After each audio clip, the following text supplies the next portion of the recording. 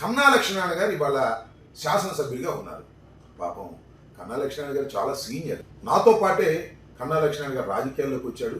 ఆయన success rate చాలా పెచ్చు. ఎందుకంటే ఓటమి ఇప్పుడు కాంగ్రెస్ పార్టీలో ఉండగా ఒక్కసారి ఓడిపోయాడు, ఓటమి చెందలేదు. మొన్న నా మీద కూడా గెలుపొందాడు.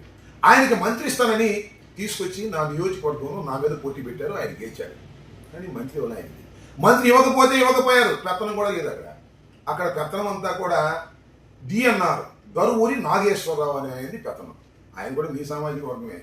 నేను ఏదైనా విమర్శలు చేస్తే దరువూరి నాగేశ్వరరావు సైన్యమే సమాధానం చెప్పింది, కానీ పాప కన్నా లక్ష్మణ్ గారికి సమాధానం చెప్పదు.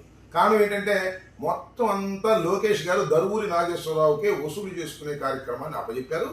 కన్నా లక్ష్మణ్కి ఆ పవర్ లేదు. పాపం కన్నా లక్ష్మణ్ చూస్తే జాలేస్తుంది. ఆ దరువూరి నాగేశ్వరరావు గారి మీద ఈ మధ్యన నేను షిఫ్ట్ ఆపరేటర్ల విషయంలో విమర్శ చేశాను. సత్యనపల్లి వెళ్ళి విమర్శ చేశాను. షిఫ్ట్ ఆపరేటర్లు ఎవరైతే నేను ఇచ్చానో వాళ్ళందరినీ కూడా తొలగించే కార్యక్రమం చేశారు. వారి దగ్గర పైసా కూడా కక్కుట్టి పడకోకుండా నేను ఇచ్చానని చెప్పాను. దానికి పోటీగా దరువూరి నాగేశ్వరరావు, లోకేష్, చంద్రబాబు నాయుడు కలిసి ఈ వార్త రాయించి నన్ను ఏదో ఇబ్బంది పెట్టాలనేటువంటి ప్రయత్నం మీరు చేశారు.